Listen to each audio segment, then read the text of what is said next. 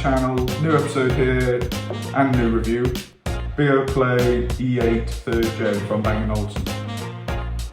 Their latest, apart from the Beoplay E2 that's just come out, but their latest mid-range sort of earbud, true wireless type. £300, and you can go from Amazon for $250, I think, $230, some big money off that actually. I'll throw a link down in the description. But today in the review we'll be answering important questions about these to help you make that purchase decision. So, are they worth £300? Are they worth money? Are they better than my favourite earbuds now, the AirPods Pro? Are they better than these? And also, do they live up to Bang & Olufsen's premium expectations? So yeah. And also in this review, new feature, we'll be having a new camera angle over here, so you can see what I'm doing on the table. So like for the unboxing, and so you can actually see the product in action. It's better for you and for me in some ways. So without further ado, let's get straight into it.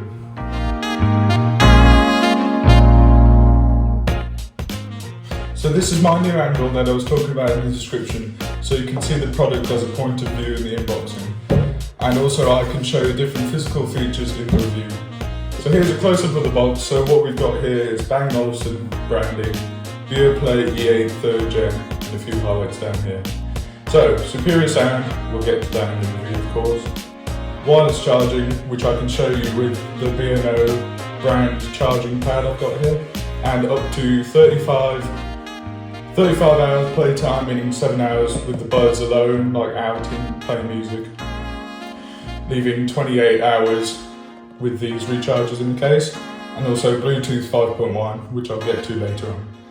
Around the back we've got a little bit more detail down here, so wireless charging, leather case, one of my favourite aspects of these, the beautiful leather case around here. Seamless experience, so with the Bluetooth it's just nice and clean experience there. And Bang & Olufsen signature sound, which I'll get to, I'll review later on. So it's all looking pretty good. Right, so let's get into the unboxing. What I love about this box is that it feels so good, and it's like the Apple boxes where it just slides out, which just feels and sounds just really good. Which is what you pay for, of course. So yeah, let's get into it. Wow, that's amazing. See this presentation, it's beautiful. With the buds separate from the case, it's all sent to you straight away. That's perfect. Let's take these out.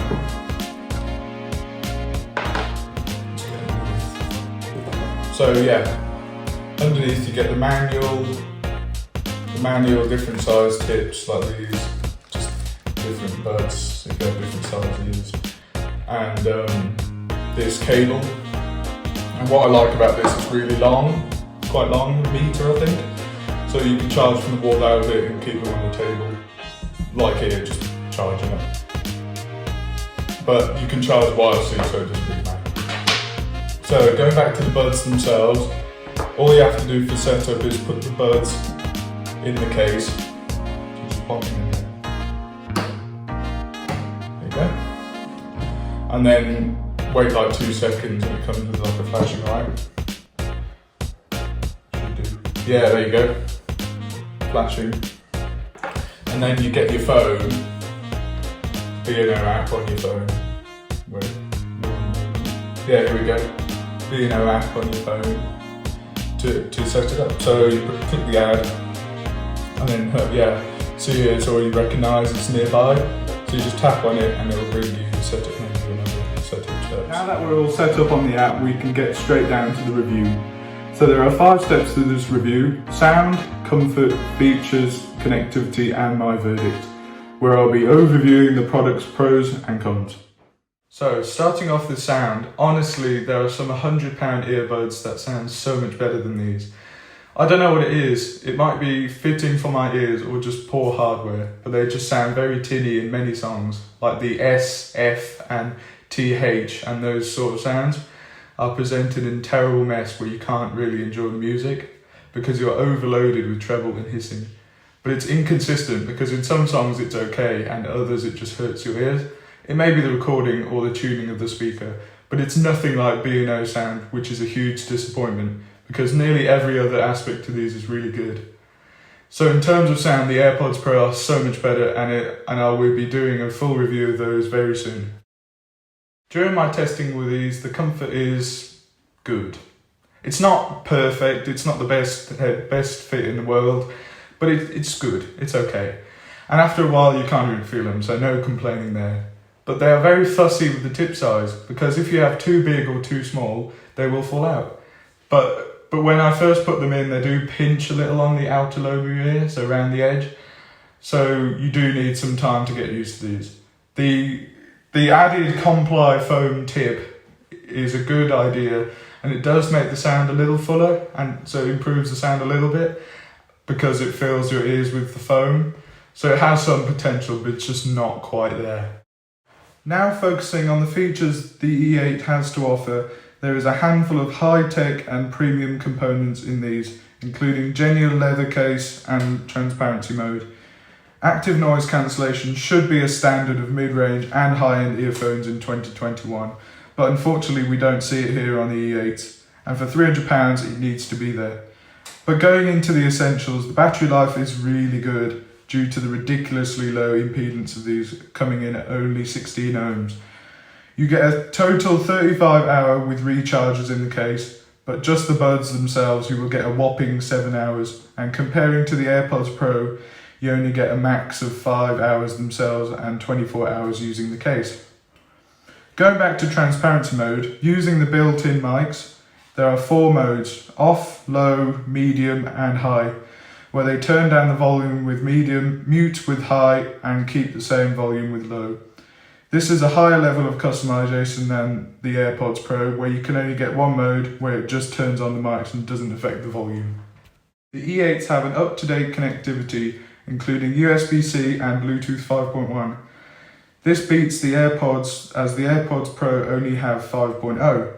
The difference in sound is near indistinguishable, though that it doesn't really matter.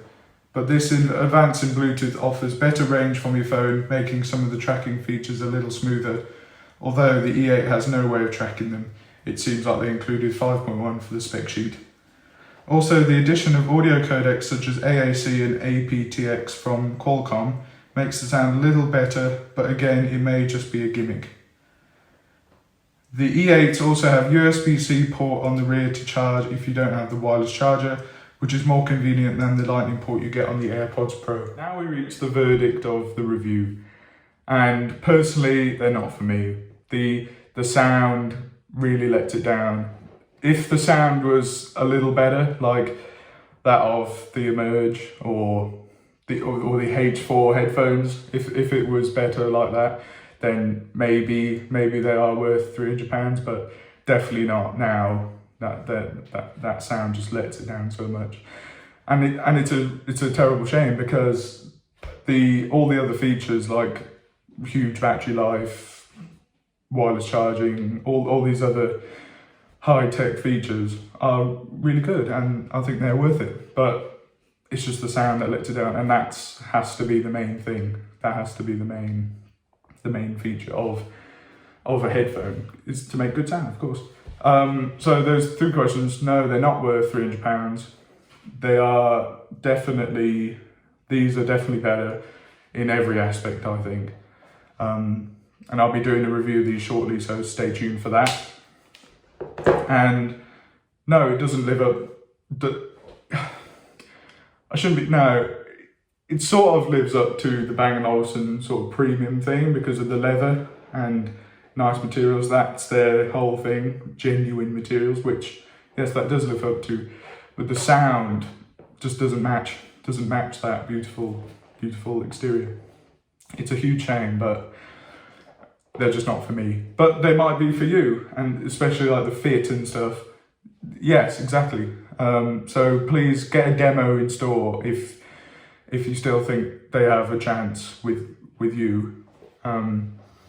But coming from me, no, I don't think they're worth the money. Hey guys, thanks so much for watching. If you like the video, please subscribe and click that notification bell. It really helps me and you, so you can see the latest tech reviews and demos, etc.